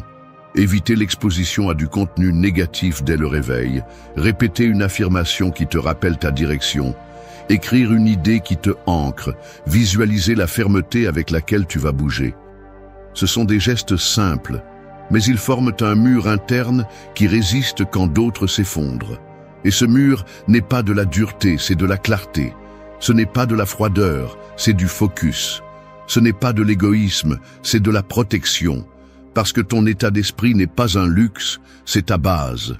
De là, tu prends des décisions, tu soutiens des conversations, tu interprètes le monde. Et si cette base est faible, tout ce que tu construis pendant la journée tremble. Mais si elle est forte, tu peux avancer même quand tout bouge. Protéger son moral n'est pas se fermer au monde, c'est s'ouvrir à partir d'un lieu de force. 7. Transformer le matin en un rituel de force. Les guerriers ne se forgent pas au milieu de la bataille, ils s'entraînent dans la répétition silencieuse de leurs actes. C'est ainsi que se construit également la force intérieure, dans ce que vous faites, sans que personne ne vous voie, dans les petites décisions que vous répétez chaque jour au réveil, lorsque le monde ne vous réclame pas encore. Le matin peut être votre arme la plus puissante ou votre point le plus faible. Tout dépend de si vous le transformez en un rituel qui vous renforce ou si vous le laissez au hasard, comme un espace sans direction qui ne se remplit que de bruit, de précipitation et de distraction. Beaucoup se réveillent et la première chose qu'ils font est de se livrer au désordre. Ils n'ont même pas posé les pieds sur le sol et ils sont déjà en train de réagir. Au téléphone, aux tâches en attente, aux messages, à l'anxiété d'être en retard, sans savoir par rapport à quoi. Ils n'ont pas respiré, ils ne se sont pas situés, ils n'ont pas choisi comment ils veulent se présenter à la journée. Et cela a un prix. Car celui qui ne dirige pas son matin perd de la force avant de commencer. Le stoïcisme ne vous demande pas la perfection, il vous demande l'intention. Marc Aurèle écrivait chaque matin, non par vanité, mais pour se rappeler ce qui était important. Épictète enseignait qu'il ne suffit pas de comprendre la vertu, il faut la pratiquer. Et le matin est le meilleur moment pour cela. Parce que dans ce premier tronçon de la journée, lorsque vous n'avez pas encore été contaminé par l'extérieur, vous pouvez décider avec clarté, vous pouvez établir votre ton, votre énergie, votre direction. Et si vous le faites de manière répétée, cela devient une partie de vous. Un rituel de force ne consiste pas à suivre des règles étrangères, mais à construire votre propre schéma de préparation. Il ne s'agit pas de remplir votre temps avec des tâches vides, mais de maintenir des habitudes qui renforcent votre identité. Se lever avec présence, boire de l'eau avec attention, bouger avec intention, respirer sans distraction, écrire ce que vous voulez garder à l'esprit, visualiser votre approche de la journée. De petits actes qui, répétés avec engagement, créent une structure solide en vous. La différence entre une personne qui répète ses actes chaque matin et une personne qui improvise constamment est abyssale. Parce que lorsque le monde exige, lorsque le conflit arrive, lorsque la pression apparaît, celui qui a renforcé son rituel ne vacille pas. Il a des ancres internes, il a de la clarté. Il ne s'effondre pas face à l'inattendu parce qu'il a déjà entraîné la constance. Et cette constance se cultive lorsque personne ne vous applaudit, lorsque personne ne vous observe, lorsque vous êtes seul avec votre volonté. Celui qui transforme son matin en un rituel ne dépend pas de la motivation. Il comprend que vous n'aurez pas toujours envie, mais vous pouvez avoir de l'engagement. Et cet engagement est ce qui façonne le caractère. Non pas parce que le rituel est confortable, mais précisément parce qu'il vous exige. Il exige du respect pour vous-même. Il exige de vous prioriser. Il exige que vous vous leviez même lorsque votre esprit cherche des excuses pour repousser. Et en le faisant, chaque jour, vous devenez plus fort, plus clair, plus difficile à briser. Aucun rituel n'est magique, mais tous les rituels conscients sont transformateurs. Parce qu'ils sont des décisions qui renforcent qui vous êtes et vous préparent à ce que vous allez affronter. Et lorsque vous décidez de les répéter avec discipline, même les mauvais jours, même lorsque tout pèse, vous dites sans mots, peu importe ce qui arrive, je me prépare déjà depuis avant. Et c'est ce qui différencie celui qui réagit de celui qui dirige sa journée. 8. Exercer la volonté avec discipline dès le début. Rien ne pèse plus que l'inertie de l'inaction. Ce moment où tu sais ce que tu dois faire mais tu hésites, tu le repousses, tu le négocies avec toi-même jusqu'à ce que tu ne le fasses plus. La plupart perdent la bataille de la journée dans ces premières minutes, non pas parce qu'ils ne savent pas ce qu'il faut faire, mais parce qu'ils n'ont pas entraîné leur volonté à s'imposer au corps, à l'esprit paresseux, au désir de confort. Exercer la volonté dès que tu ouvres les yeux est une déclaration silencieuse. Je ne vais pas vivre cette journée depuis le désir ni depuis l'émotion du moment. Je vais la vivre depuis le choix conscient, même si ça fait mal, même si c'est difficile, même si ça me dérange. La volonté n'apparaît pas seule. Elle n'arrive pas par inspiration ni ne tombe du ciel.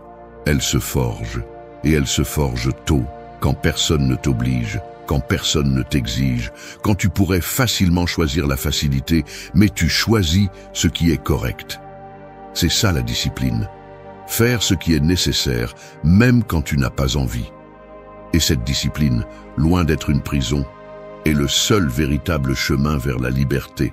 Parce que lorsque tu t'entraînes à te dominer toi-même, tu cesses d'être la victime de tes excuses, de tes impulsions, de tes états émotionnels volatiles. Les stoïciens le savaient très bien.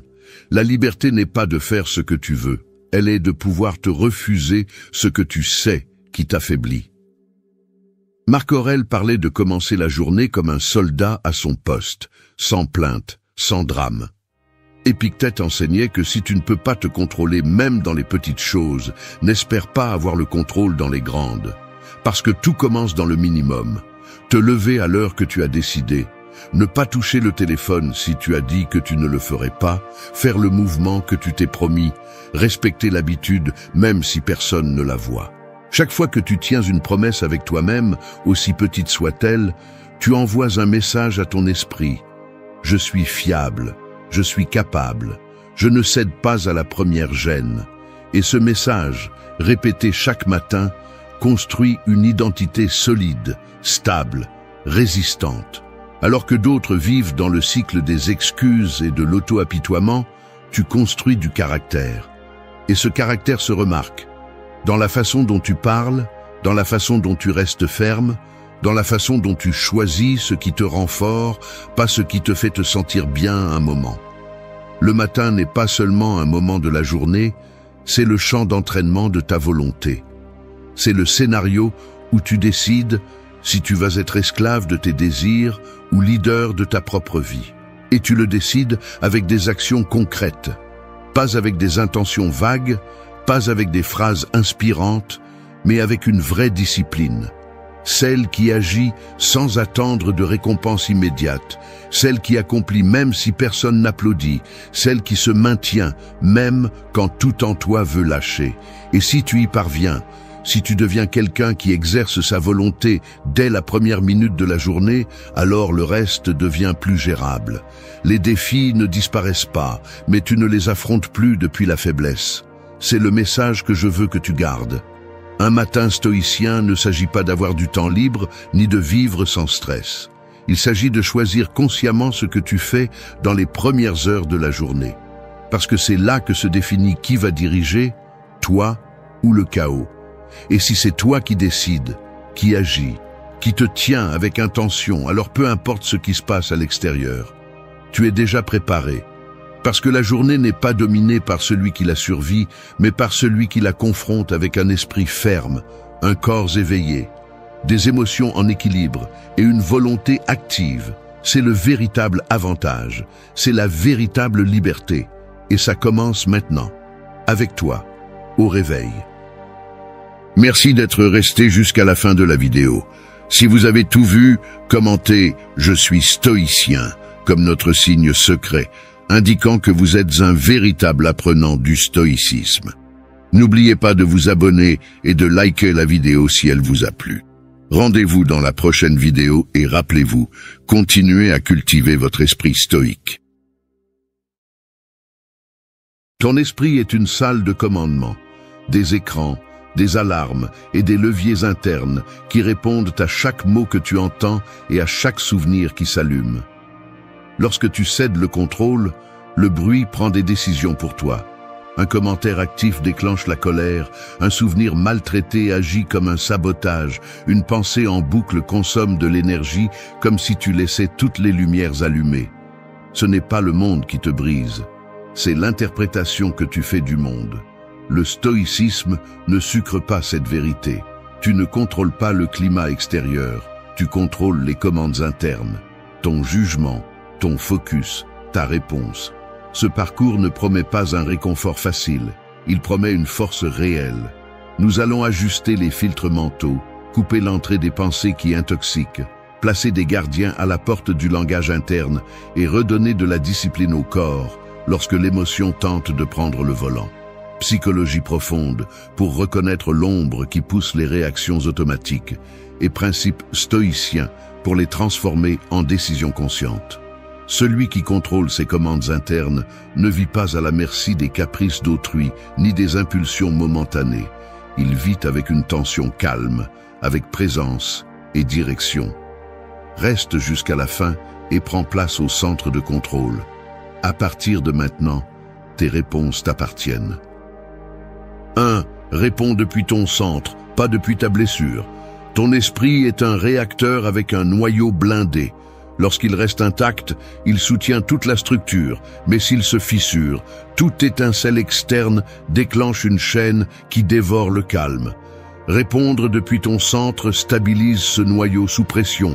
Répondre depuis la blessure ouvre des vannes à l'orgueil, à la peur et au ressentiment. La blessure interprète tout comme une attaque et pousse à gagner des discussions pour ne pas se sentir inférieur. Le centre opère avec discernement, conserve l'énergie et choisit avec sérénité. C'est la norme. Gouvernement interne, pas de théâtre émotionnel. Commence par lire le corps, car le corps prévient avant les mots. Signes de blessure, poitrine comprimée, mâchoire rigide, respiration coupée, mains agitées, regard étroit, idées rapides qui cherchent à punir. Signes de centre, colonne alignée, air qui entre par le nez et sort plus long, épaules détendues, attention ouverte, objectif en premier plan. Quand le pouls monte, ralentis. 2 respirations avec expiration prolongée diminuent l'activation et redonnent le contrôle. Utilise une encre brève avec la paume sur le sternum pour te rappeler que tu décides depuis le noyau. Ce micro-espace est ton interrupteur. Sans lui, l'émotion conduit. Avec lui, tu conduis. Ensuite, dirige la lumière vers la pensée qui essaie de dominer la scène. La blessure parle en absolu, dramatise, exige reconnaissance et déguise la peur en courage. Le centre formule en termes concrets, priorise les objectifs et respecte les limites. Applique la dichotomie du contrôle comme un bistouri. Ce que les autres disent ou font ne dépend pas de toi. Ta lecture et ta conduite, si. Installe une question guide qui coupe le théâtre mental. Quelle réponse honore mes valeurs et protège mon énergie à long terme? Si la conversation monte en température, utilise le protocole en 3 étapes. Pose 2 respirations pour freiner l'inertie. Demande quel objectif réel tu cherches et nomme-le à voix basse. Clarté, limite ou solution. Procède avec des phrases courtes, fermes et sans venin. Je n'accepterai pas ce ton. Révisons les faits. Je ferme la conversation si elle continue. Évite le sarcasme et les étiquettes, car ils nourrissent la blessure et érodent ton autorité interne. Maintiens la posture corporelle comme ancre du message, car le corps communique avant la voix. Si l'environnement insiste pour intensifier le conflit, retire-toi avec composture et planifie une révision à froid. Te retirer ne signifie pas te rendre, cela signifie préserver le commandement pour répondre mieux. L'important n'est pas de gagner le moment, mais de maintenir le gouvernement intérieur tout au long de la journée. Entraîne-toi chaque jour dans de petits scénarios pour ne pas échouer dans les grands. Prépare des scripts sobres pour des scènes répétées et pratique-les jusqu'à ce qu'ils sortent sans effort. Face au sarcasme, je ne joue pas à ça. Face à la provocation, je ne vais pas réagir, je vais décider. Face à l'injustice, je présente des faits, je garde ma composture et je suis mon processus. Renforce le centre avec une hygiène mentale et des limites claires. Réduis les stimuli qui enflamment l'humeur, limite les discussions stériles, évite les comptes qui vivent de l'indignation et restreins l'accès des personnes qui cherchent un conflit permanent. Nourris ce qui renforce le noyau, lecture sobre, silence opérationnel, mouvement physique pour libérer la tension accumulée. Lorsque l'impulsion de te justifier apparaît, rappelle-toi que le besoin de convaincre est souvent un signe de blessure. La clarté se démontre par des actions cohérentes. Termine la journée avec une révision honnête. Écris 3 moments où tu as agi depuis la blessure et rédige comment aurait été une réponse depuis le centre. Transforme ces apprentissages en micro-engagements pour demain. Garde un slogan opérationnel à portée de langue et utilise-le comme interrupteur lorsque l'environnement exerce une pression. 2. Ne nourris pas les pensées qui t'affaiblissent. Tes pensées sont comme des applications en arrière-plan. Les légères optimisent les ressources. Les toxiques drainent la batterie jusqu'à te laisser sans signal interne. Chaque idée que tu répètes installe un processus qui consomme de l'énergie, tend le corps et fixe l'humeur. Si tu nourris des récits de défaite, la respiration se raccourcit et le focus se réduit à l'erreur. Si tu choisis des pensées fonctionnelles, il reste de la place pour décider. Ce n'est pas de l'optimisme, c'est de l'hygiène mentale. Filtrer ce qui entre, soutenir ce qui aide et rejeter ce qui intoxique. Premier pas, détecter. Les pensées qui affaiblissent ont tendance à sonner comme ça. Je ne suis pas à la hauteur, tout se complique, je suis sûr qu'ils vont m'attaquer, je ne change jamais. Reconnais-les par leur ton absolu, par l'urgence et par le drame. Quand ils apparaissent, étiquette, distorsion. Les nommer brise le sort et te rend ta position d'observateur. Deuxième pas, examiner. Demande avec sobriété. Cette pensée est-elle exacte, utile et contrôlable? Si elle ne remplit pas ces trois conditions, elle ne mérite pas plus de ressources. Troisième pas, remplacer. Remplace la phrase toxique par une formulation fonctionnelle. Je ne peux pas faire face à ça. Par je peux faire face à la prochaine étape. Tout est contre moi par je me concentre sur ce qui dépend de moi. Intègre un filtre d'utilité chaque fois que tu remarques une rumination. Formule brève. Ce que je pense, est-ce que ça me renforce ou est-ce que ça m'empoisonne? Si ça empoisonne, interromps le circuit avec une consigne physique et une autre verbale. Consigne physique, 2 respirations profondes avec une expiration plus longue pour réduire l'activation. Consigne verbale, une phrase déclencheur qui redirige l'attention par exemple aux faits ou seulement ce qui est contrôlable. Répète sans théâtralité. La répétition ne cherche pas la magie. Elle construit un nouveau câblage par exposition consciente et pratique délibérée. Pratique un audit quotidien des pensées. Le matin, définis 3 lignes directrices qui fonctionnent comme des rails mentaux. Je traite mes idées comme des hypothèses. Je vérifie les faits avant de juger. Mon énergie suit mon attention. Écris-les et lis-les à voix basse avant les conversations tendues. L'après-midi, lorsqu'une boucle de préoccupation surgit, ouvre une note et transforme-la en liste d'actions concrètes.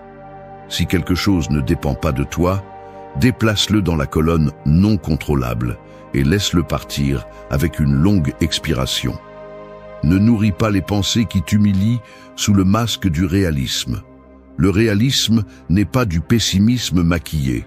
Le réalisme inclut les possibilités, le contexte et la marge d'influence. Ne confonds pas non plus la vigilance avec la paranoïa. La vigilance est une présence lucide et un regard sur les données. La paranoïa est une histoire gonflée qui cherche la permission de déborder. Chaque fois que le récit interne exagère les dangers, demande des preuves calmement. Quelle preuve ai-je? Quelle autre lecture est raisonnable? Quelle petite action puis-je faire maintenant? Ton dialogue interne se forme comme une langue.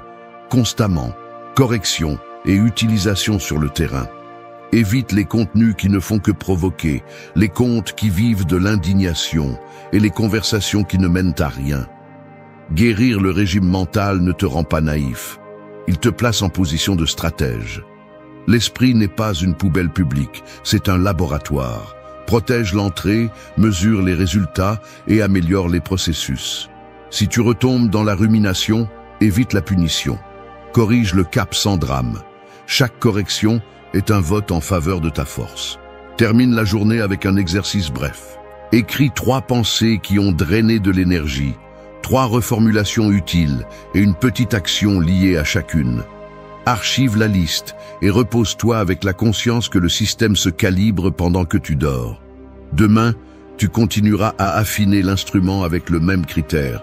Ne nourris pas ce qui soustrait, nourris ce qui soutient. 3. Fais de la pause ton arme secrète. La pause est l'embrayage de l'esprit, le levier qui débraye l'impulsion du mouvement pour que le système ne se casse pas. Sans ce mécanisme, une émotion accélère jusqu'à la limite, une provocation devient un choc et une pensée insistante prend le volant. Avec la pause, tu récupères de la traction, redéfinis ta trajectoire et choisis ta vitesse. Ce n'est pas de la lenteur, c'est du contrôle. Cet intervalle est un laboratoire.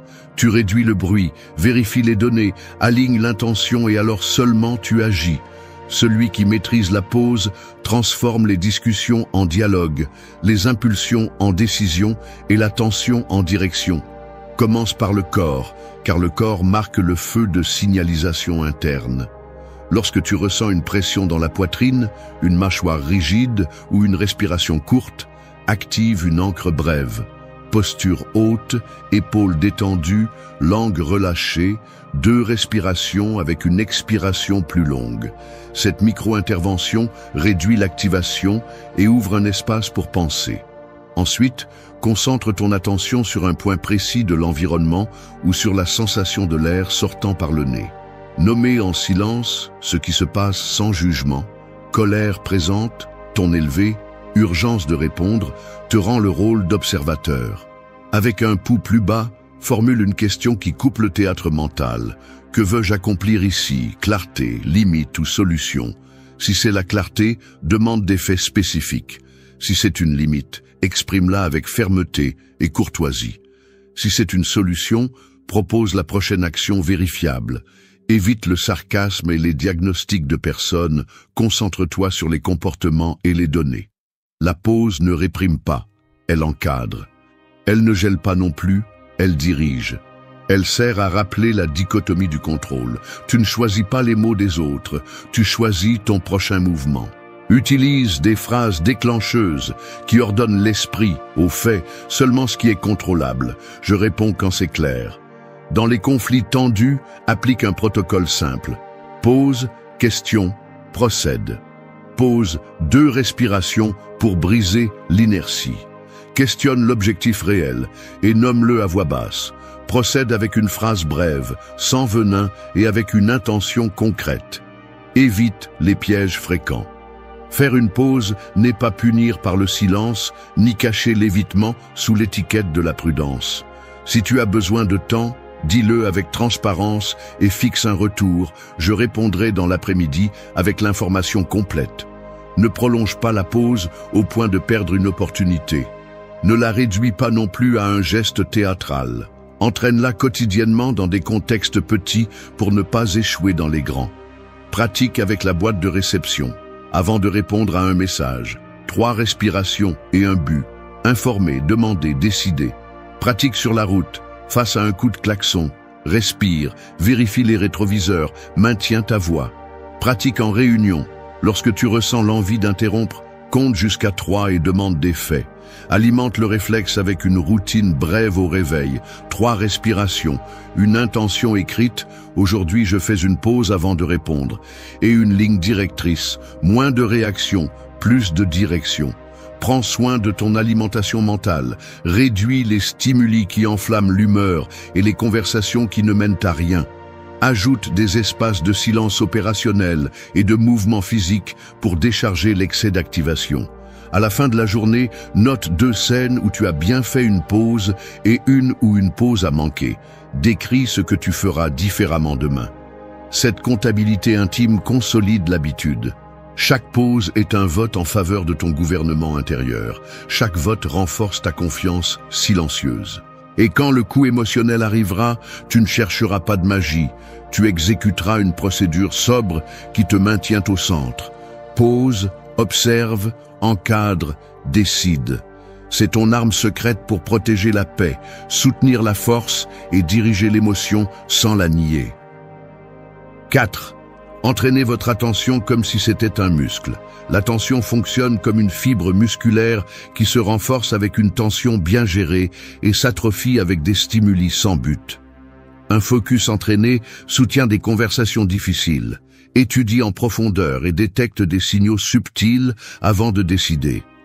Un focus faible se perd parmi les notifications, saute entre les tâches et finit épuisé sans résultat réel. L'entraînement exige 3 principes. charge progressive, technique correcte et repos stratégique. La charge progressive signifie augmenter la difficulté de manière graduelle pour construire la résistance sans casser le système. La technique correcte équivaut à exécuter avec posture, respiration et méthode, car l'excellence sans méthode ne se soutient pas. Le repos stratégique évite la fatigue inutile et consolide l'apprentissage. Commencez par un protocole simple. Définissez un objectif concret. Convertissez l'intention en une unité d'action vérifiable et engagez un bloc d'attention continu. Mettez un minuteur silencieux. Éliminez les stimuli superflus et décidez que pendant le bloc, seule cette tâche existe. Lorsque l'impulsion d'échapper apparaît, étiquetez silencieusement distraction, respirez avec une expiration plus longue et revenez au point exact où vous avez interrompu. Chaque retour est une répétition qui renforce le muscle. Si la pensée se disperse, appliquez l'encre d'une phrase brève aux faits ou seulement à ce qui est contrôlable pour retrouver la direction. L'attention se nourrit de préparation physique. Avant un bloc exigeant, faites 2 minutes de respiration nasale lente, détachez la langue du palais, détendez les épaules et alignez la colonne. Le corps immobile réduit le bruit interne et facilite la stabilité mentale. Distribuez la journée en cycles de concentration profonde avec de très courtes pauses actives pour s'étirer, s'hydrater et s'oxygéner. Évitez de vérifier les messages pendant ces pauses, car vous réactiverez les circuits d'urgence et gaspillerez la traction.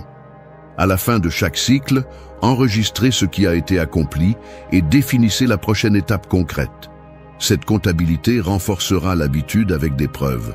Exercez l'attention dans les conversations. Écoutez sans interrompre, résumez à voix basse ce que vous comprenez. Posez une question qui clarifie les faits et seulement après, offrez votre point de vue. Cet ordre protège de l'impulsion de répondre par réflexe émotionnel et vous maintient en contrôle de la narration. Entraînez la sélection du focus pendant la consommation d'informations. Décidez quand, combien et pourquoi entrer, au lieu de vous livrer à un flux infini qui épuise sans construire de critères. Sélectionnez des sources sobres, établissez des horaires spécifiques et abandonnez les contenus qui profitent de votre indignation.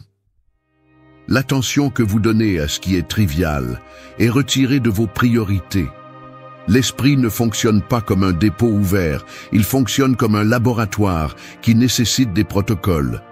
Protégez l'entrée, mesurez les résultats et éliminez le gaspillage. Ajustez l'environnement comme une salle de sport mentale. Table dégagée, outils à portée de main, téléphone loin et objectifs visibles. Créez des rituels de début et de fin. 3 respirations, lecture de l'objectif, première action, enregistrement de ce qui a été accompli et prochaine étape. Pratiquez l'attention en mouvement. Marchez 10 minutes sans écouteurs. Dirigez le regard vers un point éloigné. Respirez par le nez avec une expiration plus longue et revenez au corps lorsque l'esprit divague. Dans les tâches manuelles, liez le focus au rythme de la respiration et à une intention simple, finir avec qualité. Lorsque la rumination surgit, traduisez-la en liste d'actions. Si quelque chose ne dépend pas de vous, laissez-le aller avec une expiration lente. Renforcez le muscle avec des limites claires. Prévenez quand vous n'êtes pas disponible. Bloquez les fenêtres de messagerie et protégez les tranches de silence. Le silence n'est pas un luxe, c'est une infrastructure pour penser. Intégrez la révision nocturne. 5. Réinterpréter le conflit comme une épreuve de maîtrise. Le conflit fonctionne comme un simulateur de vol qui introduit des turbulences pour vérifier si vous tenez les commandes ou si le pilote automatique de l'ego domine le cockpit. Il n'apparaît pas pour vous détruire, il apparaît pour mesurer votre discipline. Lorsque vous le cadrez comme un test de stress, vous arrêtez de vous battre pour le prestige et commencez à démontrer un contrôle intérieur sous pression. Le premier instrument est le corps, car il avertit avant la voix. Respiration courte, mâchoire serrée, épaules levées et regard étroit indiquent que l'émotion essaie de prendre le volant. Découplez avec des expirations plus longues que les inspirations. Détendez la langue du palais, abaissez les épaules et alignez la colonne. Cet ajustement réduit l'activation et rend la perception plus fine. Ensuite, posez une question qui ouvre l'espace mental. Que veux-je accomplir ici? La clarté, la limite ou la solution? Nommer l'objectif transforme le choc en tâche concrète et marque la direction. Si vous cherchez la clarté, demandez des faits spécifiques. Si vous cherchez une limite, exprimez-la avec fermeté et courtoisie. Si vous cherchez une solution, définissez la prochaine action vérifiable. Évitez les attaques personnelles, le sarcasme et les diagnostics de caractère. Gardez le focus sur les comportements, les données et les accords. Appliquez la dichotomie du contrôle comme un scalpel. Vous ne choisissez pas ce que l'autre dit ou fait. Vous choisissez l'interprétation, le ton et le prochain mouvement. Séparez la personne du comportement avec une règle sobre. Je reçois le point, pas le ton. Si nous changeons la forme, nous continuons. Recadrez avec précision. Discutons des données, des critères et des étapes mesurables. Avant de répondre, exécutez le protocole en 3 phases. Pause, question, procédure. Faites une pause de 2 respirations pour briser l'inertie. Posez votre véritable objectif et nommez-le à voix basse. Procédez avec une phrase courte qui oriente la conversation vers le concret. Revoyons le début. Définissons les responsabilités et les délais. Modulez la voix, ralentissez et maintenez une posture haute. Ce rythme désactive les escalades et communique le commandement. Si des attaques personnelles apparaissent, utilisez des limites sans venin. Je n'accepte pas ce ton. Si nous revenons au respect, je continue. Sinon, je termine la conversation. Respectez ce que vous avez dit avec cohérence et sans drame. Dans les négociations difficiles, préparez des scripts sobres. Ce dont j'ai besoin, ce que je concède, ce que je ne franchis pas. Entrez avec cette boussole visible et souvenez-vous qu'une concession tactique n'équivaut pas à une reddition, elle équivaut à une direction. Si la conversation tourne en rond, changez le format. Résumé écrit, liste de désaccords, critères de décision et date pour résoudre. Le papier refroidit l'émotion et ordonne la pensée. Prenez soin du carburant qui soutient votre régulation. Sommeil suffisant, hydratation, alimentation stable et mouvement pour décharger la tension. Avant les rencontres à haute tension, préparez le système avec une respiration nasale lente et une intention écrite qui guide le ton. Après chaque choc, faites une brève révision. Qu'est-ce qui a déclenché la turbulence? Qu'avez-vous bien fait? Qu'allez-vous faire différemment? Transformez la leçon en micro-engagement et en encre verbale. Au fait, seulement ce qui est contrôlable, moins de réaction, plus de direction. Réinterpréter n'implique pas de permettre l'abus. La maîtrise fixe les conséquences. Si un manque de respect se répète, avertissez une fois. Documentez et exécutez le protocole convenu. Je retire mon temps. Je monte par le canal correct. Je ferme l'accès pendant une période raisonnable. Évitez les batailles inutiles. Demandez sobrement si la discussion affecte vos valeurs, votre travail ou votre paix. Si ce n'est pas le cas, laissez-la aller avec une longue expiration. Dans chaque scène, pratiquez le triangle opératif. Respirez, nommez, cadrez. Respirez pour réduire le bruit, nommez l'objectif et cadrez avec les faits. Chaque turbulence bien gérée renforce vos commandes, protège votre énergie et affine votre jugement. 6. Ne réagis pas, décide. Dans la vie quotidienne, chaque interaction est comme être devant un échiquier où toutes les actions ne méritent pas une réponse immédiate.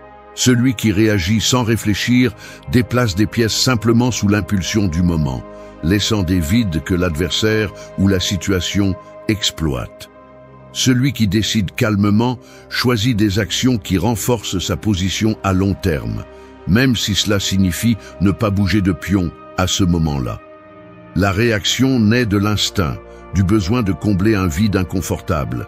La décision découle de la stratégie, de la clarté pour évaluer l'ensemble du terrain avant d'agir. La différence entre les deux détermine si votre journée se termine en victoire ou en épuisement. La première étape pour décider au lieu de réagir est de ralentir l'esprit lorsque la tension monte. Un message offensant, un regard chargé ou une nouvelle inattendue déclenche l'impulsion de répondre immédiatement. Mais à ce moment-là, votre jugement est contaminé par l'adrénaline. C'est là qu'intervient la pause tactique. 3 respirations profondes, épaules vers le bas, mâchoire détendue, attention sur la plante des pieds. Cette ancre physique coupe le circuit automatique et vous redonne le contrôle. Ensuite, analysez la scène comme un observateur externe. Demandez-vous ce qui se passe réellement.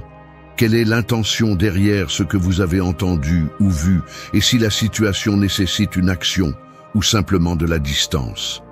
Souvent, réagir, c'est donner à l'autre le contrôle du scénario, tandis que décider, c'est le réécrire selon vos propres termes. Si une réponse est nécessaire, définissez l'objectif avant d'ouvrir la bouche ou d'appuyer sur une touche. Voulez-vous résoudre, fixer une limite, clarifier ou simplement marquer votre position? La clarté de l'objectif est votre bouclier contre les réponses impulsives.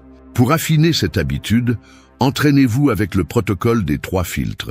D'abord, filtrez par pertinence en vous demandant si cela importe vraiment dans une semaine ou un mois.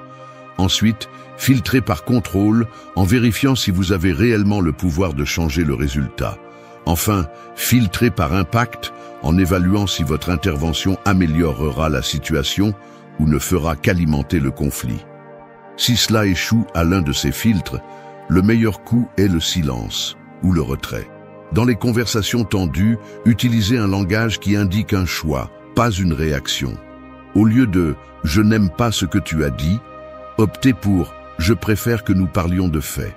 Au lieu de « tu as tort », utilisez « l'information que je gère est différente, revoyons ensemble ». Cette subtilité n'est pas une douceur inutile, c'est une précision stratégique pour rester en contrôle et éviter que l'émotion de l'autre ne vous emporte. La discipline de décider nécessite un entraînement constant. Commencez par des terrains plus petits, répondez aux messages de travail par bloc de temps et non dès leur arrivée. Attendez quelques minutes avant de répondre à des critiques sur les réseaux sociaux. Prenez une pause avant de corriger quelqu'un lors d'une réunion. Ces micro-décisions renforcent la résistance à l'urgence et vous préparent pour des moments critiques. Vous devez également prendre soin du terrain où vos décisions sont prises. Le repos, l'alimentation et la gestion du stress font partie de l'équation, car un esprit épuisé réagit. Un esprit en équilibre évalue et choisit. Un leader interne n'est pas celui qui a la réponse la plus rapide, mais celui qui sait quand parler, quand agir et quand laisser le temps faire son travail. Chaque jour, revoyez 3 moments où vous avez choisi de réagir et comment le résultat aurait changé si vous aviez décidé. Ce n'est pas un exercice pour vous punir, mais pour affiner votre œil et reconnaître des schémas. 7. Utilise chaque offense comme un miroir, pas comme une épée. Une offense est comme une pierre, lancée dans un lac tranquille. La vague qu'elle génère ne dépend pas de la pierre, mais de la surface qu'elle frappe. Si l'eau est calme, les vagues se dissipent rapidement. Si elle est agitée, les vagues s'amplifient jusqu'à déformer tout reflet. Il en va de même pour toi. L'offense révèle plus sur l'état de ton intérieur que sur l'intention de l'autre.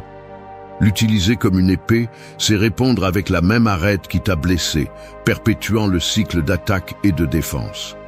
L'utiliser comme un miroir, c'est observer quelle partie de toi a réagi, quelle insécurité a été touchée et quelles leçons tu peux en tirer pour renforcer ton centre. La première étape pour appliquer ce principe est d'interrompre l'impulsion de contre-attaquer. L'esprit entraîné ne se demande pas immédiatement « comment puis-je riposter ?» mais « pourquoi cela m'a-t-il fait mal ?» Cette première question est inconfortable, car elle oblige à regarder à l'intérieur plutôt qu'à fixer son regard sur l'agresseur. Cependant, c'est là que se trouve le gain. Tu découvres des zones non travaillées, des croyances rigides ou des attentes qui te rendent vulnérable. Le stoïcisme enseigne que tu ne contrôles pas les paroles des autres, mais bien l'interprétation que tu en fais. L'offense devient alors un outil de diagnostic personnel. Lorsque tu reçois un commentaire blessant, identifie sa nature. Est-ce une critique déguisée, une attaque directe, une moquerie? Ensuite, évalue son contenu avec 3 filtres. Est-ce vrai? Est-ce utile? Est-ce contrôlable? Si c'est vrai, utilise-le comme point d'amélioration. Si c'est utile, note-le et décide comment agir. Si ce n'est pas contrôlable, laisse-le partir sans épuisement. Ce processus nécessite de la pratique, car l'ego cherchera à s'imposer pour défendre l'image que tu as de toi. C'est là que la métaphore du miroir devient clé. Un miroir ne répond pas, il reflète simplement avec précision ce qui est devant lui. Dans la pratique quotidienne, transforme l'offense en entraînement émotionnel. Un collègue de travail te ridiculise devant les autres. Pause, analyse si la moquerie reflète une faiblesse de ta part ou un besoin de protagonisme de l'autre. Si c'est la seconde option, ne lui donne pas le carburant de ta réaction. Un membre de ta famille critique ta décision personnelle. Demande-toi si cette opinion change la validité de ton choix ou si elle n'est qu'une projection de ses propres peurs. En restant observateur, tu romps le schéma de répondre avec la même énergie que tu reçois. Il est important de préciser que l'utilisation de l'offense comme miroir ne signifie pas tolérer des abus ou des humiliations constants. Cela signifie que, avant d'agir, tu filtres l'émotion et tu réponds avec direction. Si une limite doit être fixée, elle est établie fermement, sans ajouter de violence inutile. 1. Je n'accepterai pas ce traitement, dit avec une voix stable et une posture sûre, à plus de poids qu'un cri.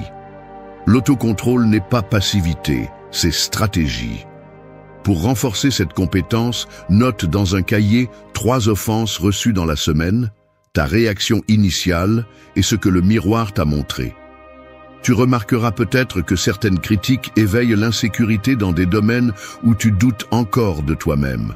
Cette information est de l'or pour ton développement, car elle indique où travailler. De plus, renforce ta narration interne avec des phrases ancres. Cela parle d'eux, pas de moi. Ce qui me dérange me montre où je dois grandir. Ma réponse définit ma force. En transformant chaque offense en miroir, tu réduis l'impact émotionnel et tu augmentes ta capacité à apprendre de n'importe quelle situation. Avec le temps, tu remarqueras que ce qui te dérangeait avant ne touche maintenant que la surface. L'eau continue de recevoir des pierres, mais reste suffisamment sereine pour refléter avec clarté. 8. Fais de la maîtrise émotionnelle ta plus grande révolution. La maîtrise émotionnelle n'est pas un mur froid qui bloque tout. Elle ressemble plutôt à un barrage intelligent qui régule le flux de l'eau pour ne pas détruire ce que tu as construit. Les émotions sont des courants puissants. Elles peuvent alimenter des moulins qui génèrent de l'énergie pour tes objectifs, ou tout dévaster si les vannes s'ouvrent sans contrôle. La véritable révolution personnelle n'est pas d'éliminer ce que tu ressens, mais de décider quand, comment et où diriger cette force.